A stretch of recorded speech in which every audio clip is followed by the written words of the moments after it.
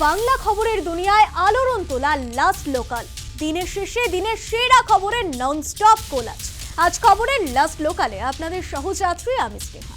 প্রথমে দেখে নিন আজকের লাস্ট লোকালের টপ স্টোরি। বিজেপিতে মিশে যাচ্ছে তৃণমূল ত্যাগী এনসিপিআই সাংসদরা। মঙ্গলবার দুপুর 1টায় দিল্লির বঙ্গভবনে মুখ্যমন্ত্রীর সঙ্গে বৈঠকের সম্ভাবনা। বৈঠকে থাকতে পারেন বিজেপির কেন্দ্রীয় নেতৃত্ব। বিজেপির তরফে বৈঠক ডাকা হয়েছে খবর সূত্রে। সংসদে বিরোধীদের হট্টগোলের মধ্যে প্রশ্নপত্র ফাঁসে কঠোর বিল পেশ। পাবলিক এক্সামিনেশন অ্যামেন্ডমেন্ট 2026 বিল পেশ করলেন জিতেন্দ্র সিং। প্রশ্ন ফাঁস, পরীক্ষা জালিয়াতিতে সর্বোচ্চ 10 বছরের কারাদণ্ড, ফাস্ট ট্র্যাক আদালত গঠন করে দ্রুত বিচার। নিট ইস্যুতে উত্তাল সংসদে 2 কক্ষের অধিবেশন। লোকসভার ওয়েলে নেমে বিক্ষোভ বিরোধীদের। পুলিশের ছোড়া গুলিতে 3 পড়ুয়া আহত, দাবি বিরোধীদের। প্রধানমন্ত্রী কেন্দ্রীয় স্বরাষ্ট্রমন্ত্রীকে ক্ষমা চাইতে হবে, দাবি তোলে বিরোধীরা। ধর্মতলায় নিট আন্দোলনে ধুন্ধুমারে আরও 2 জন গ্রেফতার। ধৃত ওয়াকার আজম ব্রাইট স্ট্রিটের বাসিন্দা। কোবে রোডের মোহাম্মদ জাভেদ আক্তার গ্রেফতার। ভাঙচুর ও অশান্তির ঘটনায় ধৃত বেড়ে 16 জন।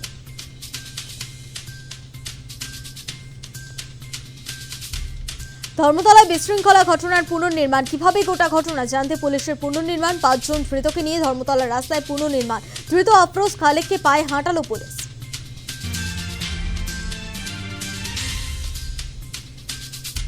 ধর্মতলায় আন্দোলনের নামে সংবাদ মাধ্যমের ওপর হামলা, আক্রমণ, পুলিশের ওপরও প্রতিবাদে শহরে রাজপথে বিজেপির তিরঙ্গা যাত্রা। জাতীয় পতাকা নিয়ে মিছিলে বিজেপির নেতা মন্ত্রীদের সঙ্গে সামিল কর্মীরাও।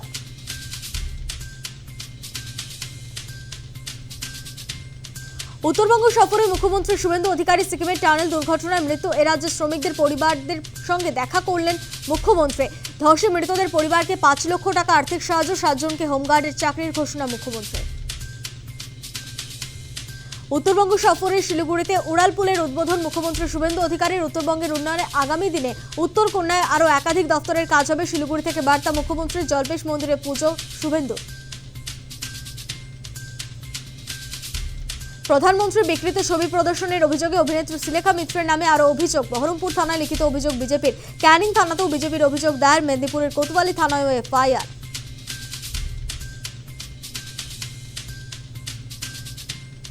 ডক্টরস অন হুইল কর্মসূচিতে দুর্নীতি, অভিষেকের নামে ফের অভিযোগ দায়ের। বিজেপি নেতা অভিজিৎ দাসের কর্মসূচিতে একদিনের সরকারি নিয়ম না মেনে 53,000 মানুষের করোনা পরীক্ষা, 25 জনের বিরুদ্ধে লিখিত অভিযোগ দায়ের।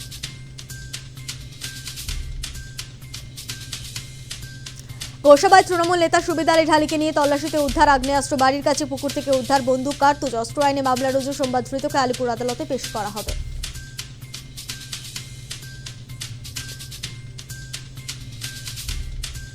টানা বৃষ্টিতে জলমগ্ন ফ্রেজারগঞ্জের অমরাবতী। জলমগ্ন 50টি বাড়ি, ঘরছাড়া বহু পরিবার। দুর্দশা দিন কাটছে গ্রামবাসীদের। ঘরবাড়ি ছেড়ে আশ্রয় নিয়েছে অন্যত্র।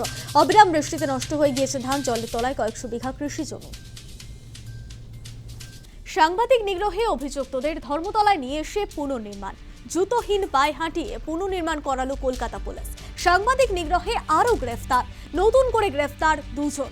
সব মিলিয়ে এখনো পর্যন্ত গ্রেফতার 16 জন। শুক্রবার সাংবাদিক নিগ্রহের ঘটনায় ধর্মতলায় প্রতিবাদ সংবাদ কর্মীদের।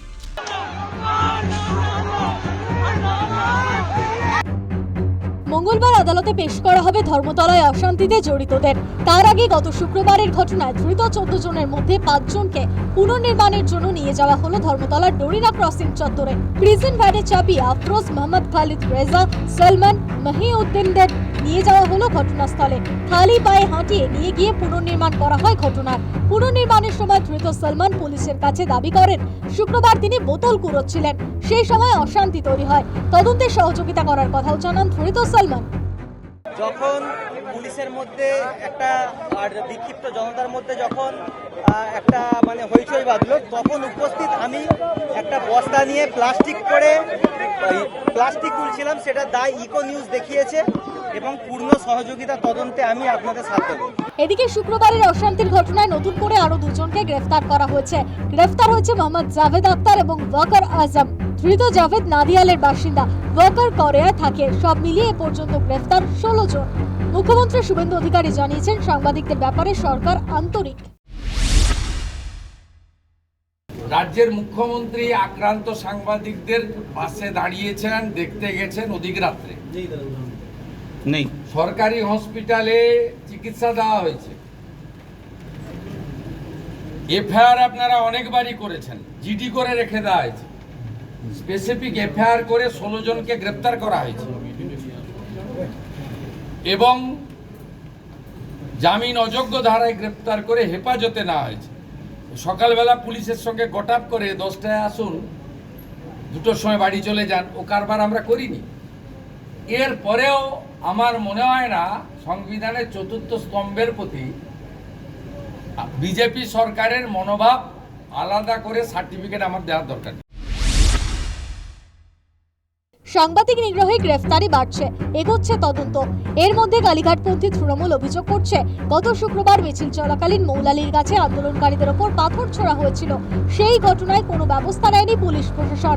কালীঘাটপন্থী তৃণমূলের প্রশ্ন, কেন দুরকম কাজ পুলিশ প্রশাসনের?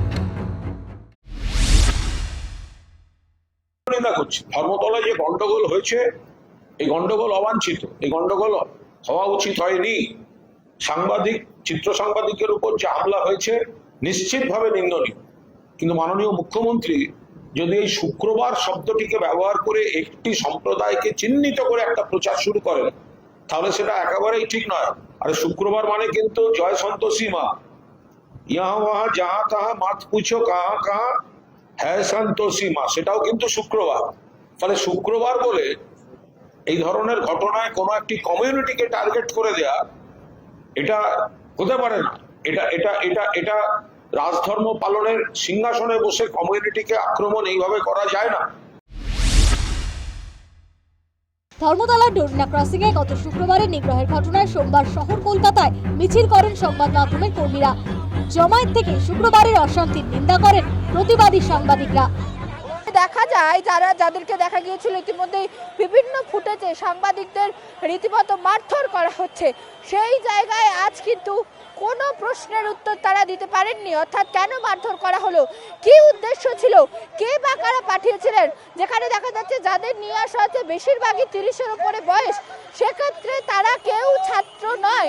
তারপরেও এই আন্দোলনে তারা কি করছিলেন, সমস্ত বিষয়ের উত্তর কিন্তু খুঁজছেন আপাতত পুলিশ আধিকারিকরা।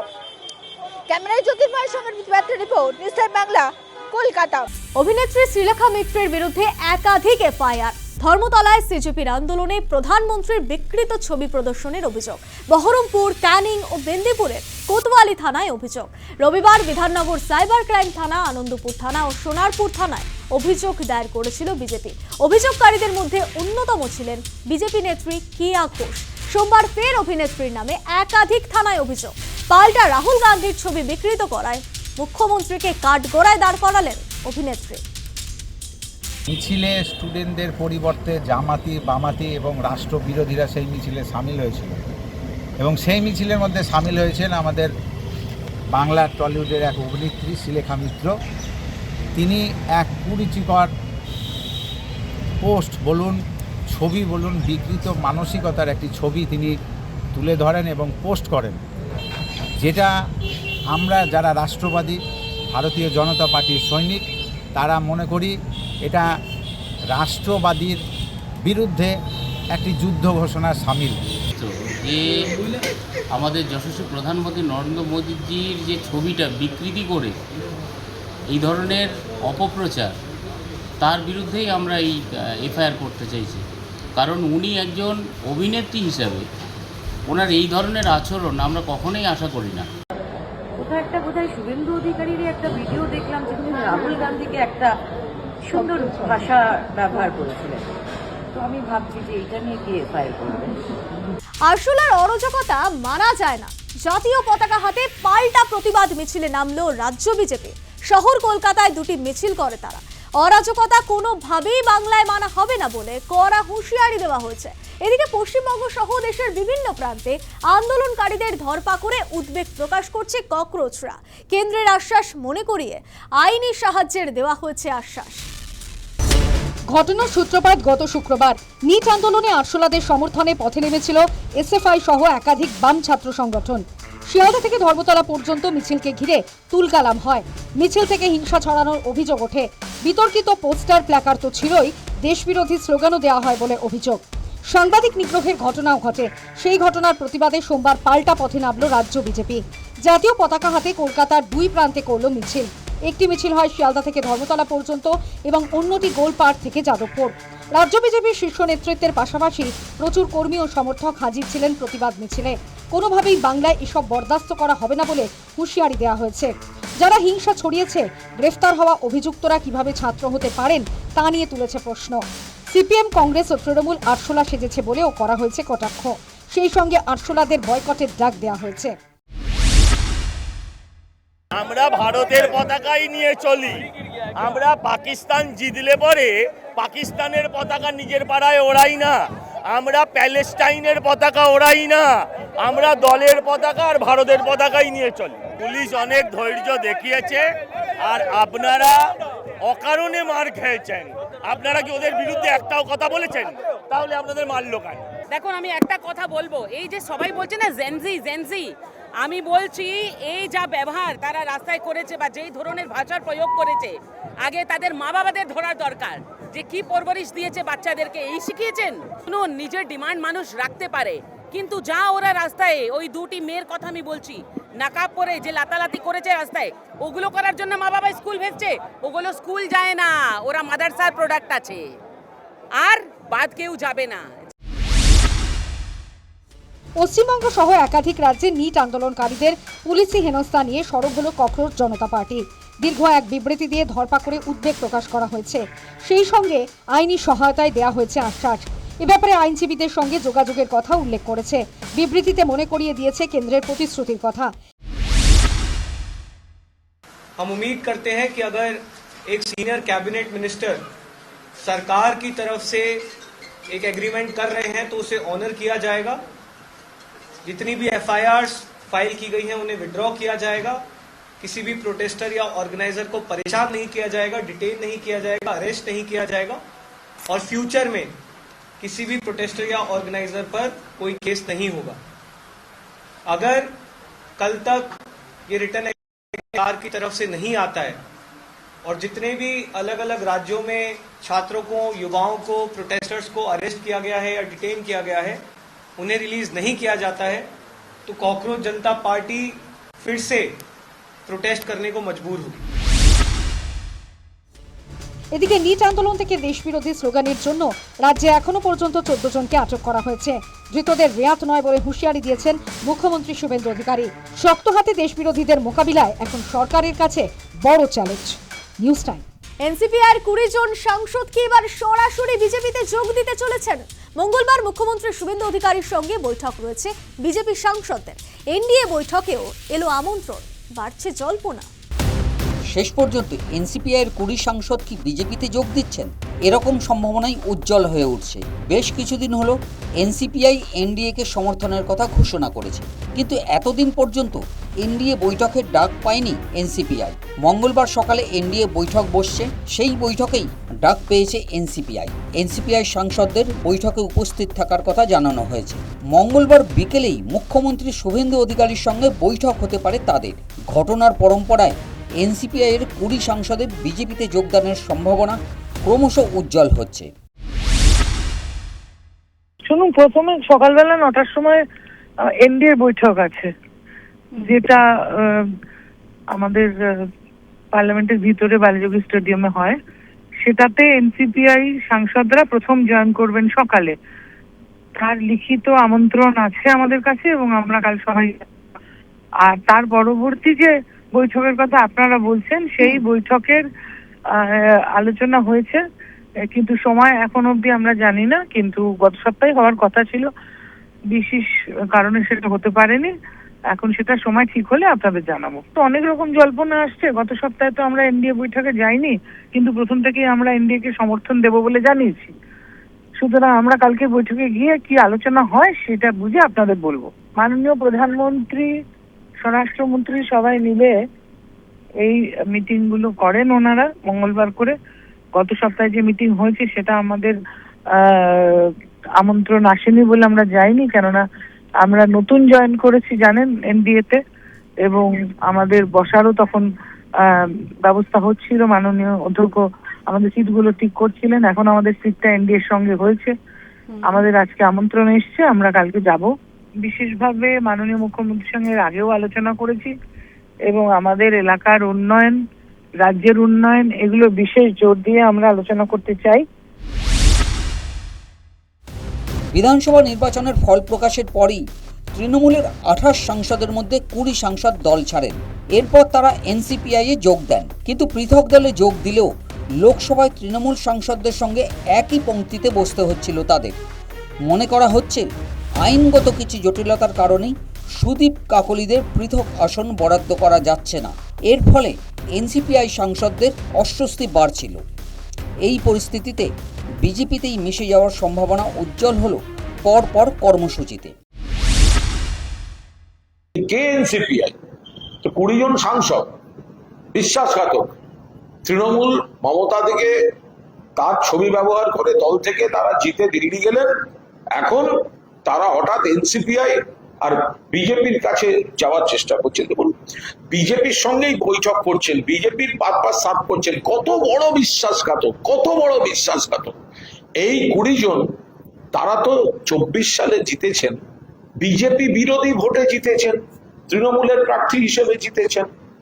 তারা এখন মমতা বন্দ্যোপাধ্যায় মুখ্যমন্ত্রী নেই, তারা এখন ভালো সেজে, যতদিন মমতা বন্দ্যোপাধ্যায় মুখ্যমন্ত্রী ছিলেন ততদিন ঘুরঘুর ঘুরঘুর ঘুরঘুর ঘুরঘুর দিদি দিদি দিদি দিদি, আর তারা তারপরে গেছেন বিজেপির সঙ্গে বৈঠক করছেন, বিজেপির বাড়িতে যাচ্ছেন।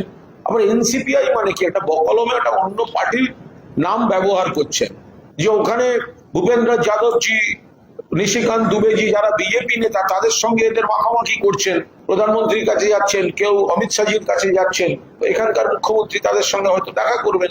তারা তো বিজেপি হয়ে গেছে। প্রথম কথা, যারা এনসিপিআই-তে যোগ দিয়েছেন, মানে তৃণমূল কংগ্রেসে ছিলেন, সেখান থেকে এনসিপিআই-তে গেছেন। এনসিপিআই একটা ভিন্ন রাজনৈতিক দল।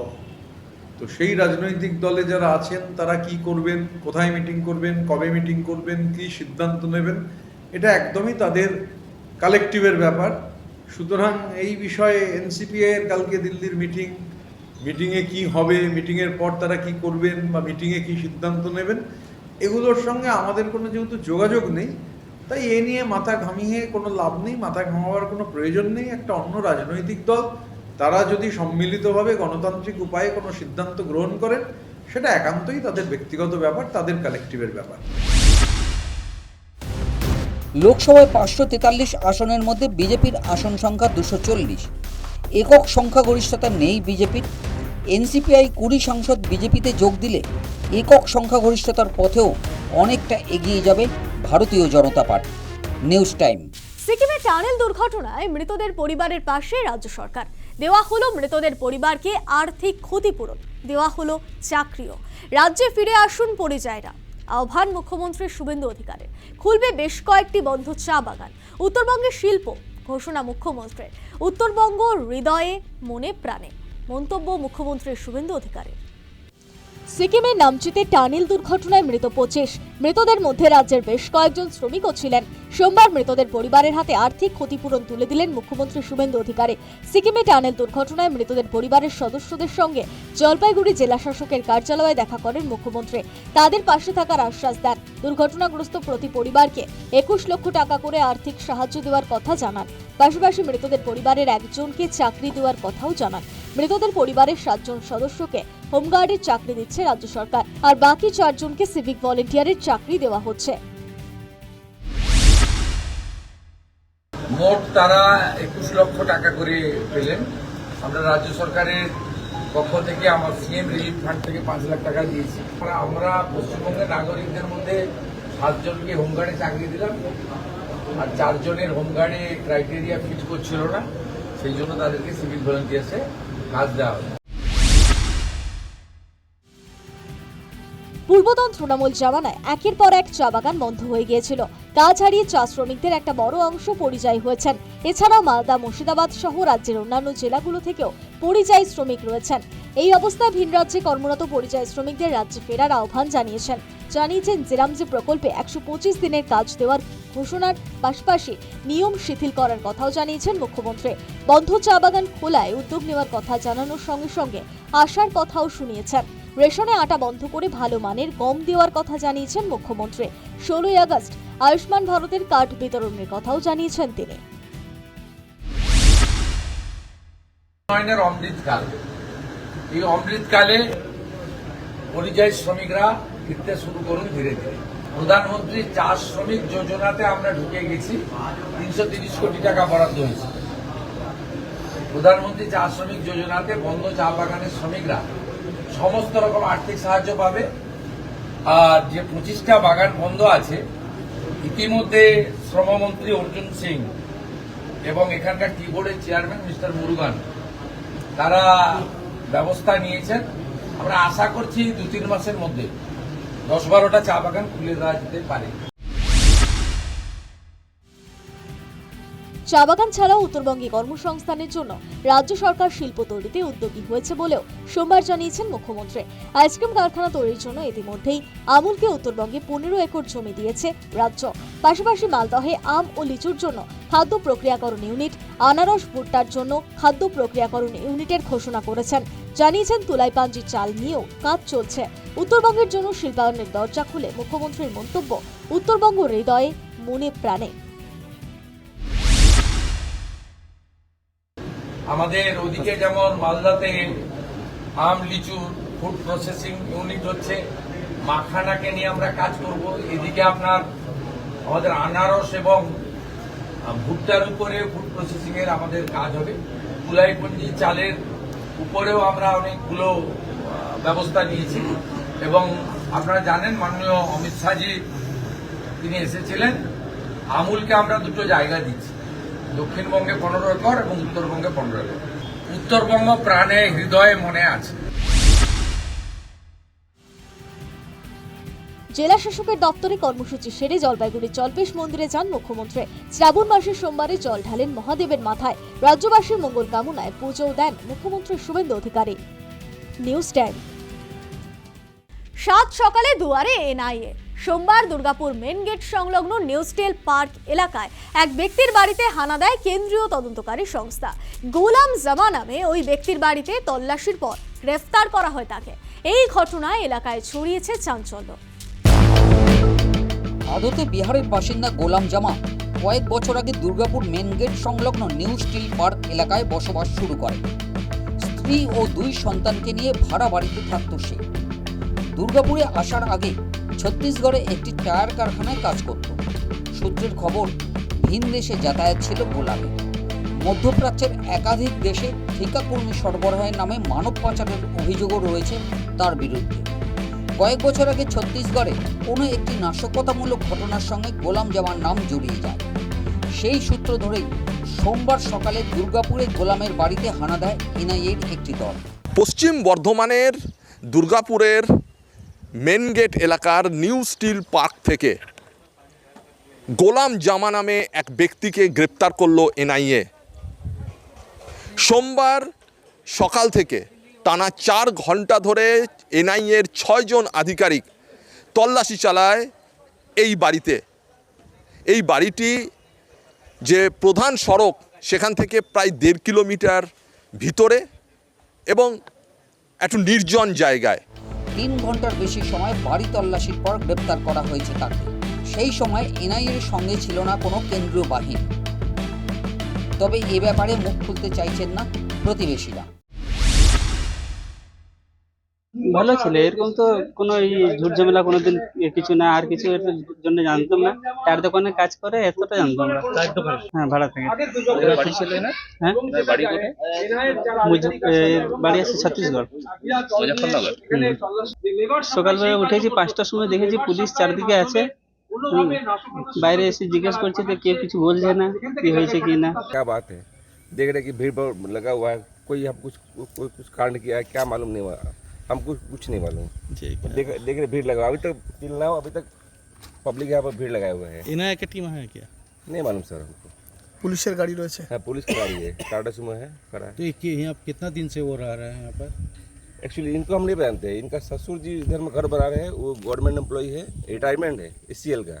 उनका ये दामाद है, बस इतनी जानकारी है। वो नाम क्या है वो भी नहीं हमको नहीं मालूम। গোলাম জামার গ্রেপ্তার নিয়ে মুখ খুলতে চাননি তার স্ত্রীও। গোলাম জামার যে অপরাধ, সেই অপরাধ কি এবং সেই অপরাধের গভীরতা কতটা, সেটা এনআইএ বিবৃতি দিয়ে জানাবে। কিন্তু দুর্গাপুরের সঙ্গে তার যে যোগ, অর্থাৎ গোলাম জামার যে যোগ, এবং ছত্তিশগড় থেকে দুর্গাপুরে আসা, এবং এখানে তিনি কোনো চক্র তৈরি করেছিলেন কিনা সে বিষয়েও কিন্তু জিজ্ঞাসাবাদ করবে এনআইএ। পূর্বতন তৃণমূল সরকারের আমলে বেআইনি কার্যকলাপে যুক্তরা রাজ্যে ঘাঁটি গেড়েছে বলে প্রায় অভিযোগ করত বিজেপি। সরকার পরিবর্তন হয়েছে, রাজ্যে প্রতিষ্ঠিত হয়েছে ডবল ইঞ্জিন সরকার। রাজ্যে নাশকতার সঙ্গে যুক্ত কাউকে রেয়াত করা হবে না বলে হুঁশিয়ারি দিয়েছিলেন মুখ্যমন্ত্রী শুভেন্দু অধিকারী। তারই জেরে এনআইএর এই হানা বলে মনে করা হচ্ছে। News time. আরও বিপাকে অভিষেক বন্দ্যোপাধ্যায়, জোড়া এফআইআর তৃণমূল সাংসদের বিরুদ্ধে। নাকাশিপাড়া ও বিষ্ণুপুর থানায় অভিযোগ দায়ের করা হলো অভিষেক বন্দ্যোপাধ্যায়ের বিরুদ্ধে। শিবাশ্রয়ে কোভিডের টেস্টের নামে একাধিক গরমিল সহ সরকারি খাস জমি দখলের অভিযোগ অভিষেক ও তার অনুগামীদের বিরুদ্ধে। ফের অভিষেক বন্দ্যোপাধ্যায়ের বিরুদ্ধে অভিযোগ দায়ের। বিষ্ণুপুর থানায় তৃণমূল সাংসদের বিরুদ্ধে অভিযোগ দায়ের করলেন ডায়মন্ড হারবারের বিজেপি নেতা অভিজিৎ দাস ওরফে ববি। অভিযোগ, 2022 সালের 12ই জানুয়ারি ডায়মন্ড হারবার লোকসভা কেন্দ্রে আয়োজিত ডক্টরস অন হুইল কর্মসূচিতে একদিনে 55,000 মানুষের কোভিড টেস্ট করা হয়েছিল। সেই কোভিড টেস্ট কিট নিয়েই একাধিক গুরুতর অভিযোগ করেছেন তিনি। অভিজিতের দাবি, ওই কর্মসূচিতে সরকারি তহবিলের অপব্যবহার, ক্ষমতার ভুল প্রয়োগ, নির্দিষ্ট একটি ভেন্ডারকে বেআইনি সুবিধা প্রদান, অপ্রশিক্ষিত কর্মীদের দিয়ে কোভিড পরীক্ষা করানো, কোভিড পরীক্ষার তথ্য জালিয়াতি এবং সরকারি লজিস্টিক্স ব্যবহার করে সমান্তরাল দুর্নীতি প্রশাসন পরিচালনার মতো বেশ কিছু অনিয়ম রয়েছে। অভিযোগে অভিষেক ছাড়াও তৎকালীন দক্ষিণ 24 পরগনার জেলা শাসক, পুলিশ সুপার, মহকুমা শাসক এবং অভিষেকের আত্মসহায়ক সুমিত রায়, বিধায়ক দিলীপ মণ্ডল, জাহাঙ্গীর খান, মগরাহাট পশ্চিমের তৃণমূল নেতা শামীম হোসেন সহ 25 জনের নাম উল্লেখ করা হয়েছে। এই অভিষেক ব্যানার্জি পুরো ডায়মন্ডবাসীকে বারবার ও এখানটায় ডায়মন্ড মডেলের নামে ঢপ দিয়েই যায়নি, শুধু ও এখানকার লোকদের সঙ্গে বিশ্বাসঘাতকতা করে গেছে। ওর এই গদ্দারির একটা বহিঃপ্রকাশ হচ্ছে 2022 সালে 12ই জানুয়ারি ও সমস্ত সারা বিশ্বকে যাওয়ার চাউট করে যে এখানটায় ও একদিনে 55,000 নাকি করোনা টেস্ট করিয়েছিল, এবং সেই টেস্টের কত করেছিল, কতজনকে করেছিল, কোন কোন ব্লকে করেছিল, টোটালটি নিয়ে ও টুইট করে এবং ফেসবুকেও দেয়।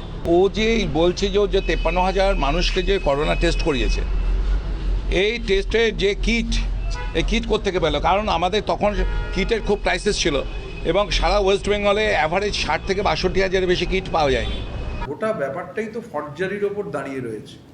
সে বিধানসভার অধ্যক্ষকে চিঠি দেওয়ার শৈজাল থেকে শুরু করে নানান ধরনের ডকুমেন্টেশনের ফর্জারি।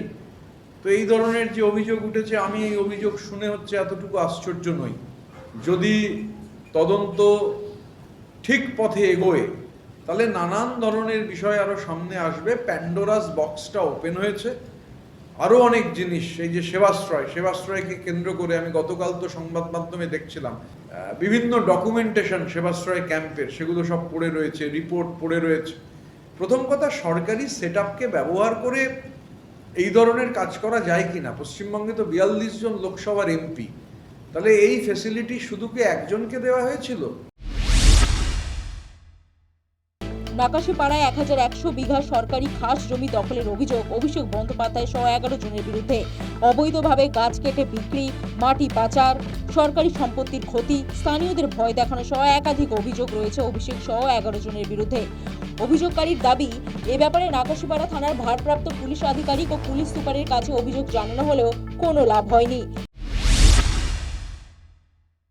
2016 সাল থেকে এই শাহজাহান বাহিনীরা দীর্ঘদিন ধরে মাটি কেটে, গাছ কেটে সরকারি জায়গা এইভাবে নষ্ট করেছে, এমনকি সরকারি জায়গা বিক্রি পর্যন্ত করেছে এরা। এই যে কিছু কিছু ব্যক্তি এরা আছে, শাহজাহান বাহিনী, অভিষেক ব্যানার্জি যে নেতৃত্বে হয়েছে জিনিসটা, এটা তো ওদের কাজ নয়। এটা অভিষেক ব্যানার্জি একদম পুরোপুরি সহযোগিতা করে করেছে। এরা এমনি ডাইরেক্টলি বলেছে আমাদের উপরে, আমার মাথায় হাত আছে অভিষেক ব্যানার্জির।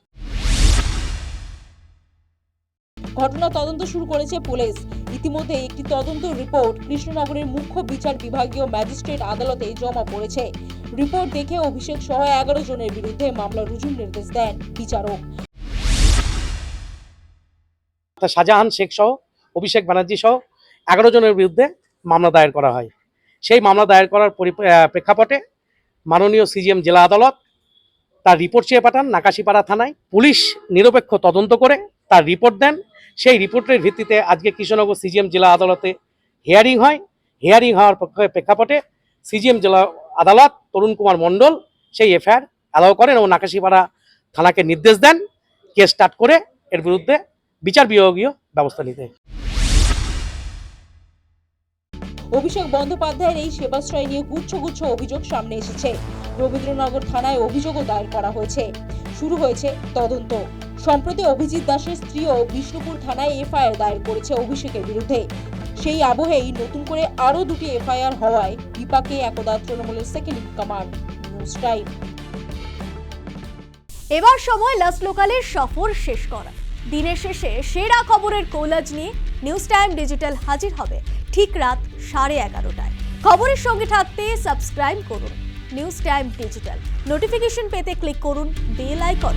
আজকের মতো শুভরাত্রি।